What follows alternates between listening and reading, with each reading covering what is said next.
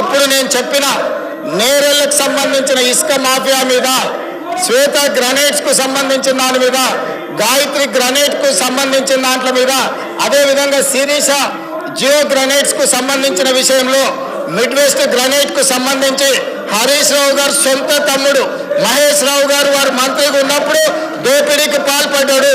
దీనికి సంబంధించి అదేవిధంగా ఈరోజు వాళ్ళు ఏదైతే ఆరోపణ చేస్తుండ్రో, ఏదైతే ఈరోజు రాఘవ కన్స్ట్రక్షన్ సంబంధించినో వీటన్నిటి మీద రాష్ట్ర ప్రభుత్వం తరఫున సిబిసిఐడి విచారణకు నేను ఆదేశిస్తున్న అధ్యక్ష.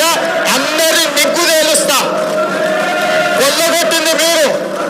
5 ఏళ్ళు హరీష్ రావు గారు, 5 ఏళ్ళు కేటీఆర్ గారు ఈ శాఖ నిర్వహించి వేల కోట్ల రూపాయలు కొల్లగొట్టి ఈరోజు ఇసుక మాఫియాను నడిపి ఇప్పుడు మాట్లాడుతున్న శాసనసభ్యులు ఇసుక మాఫియాలో, ఇసుక దోపిడీలో భాగస్వాములు.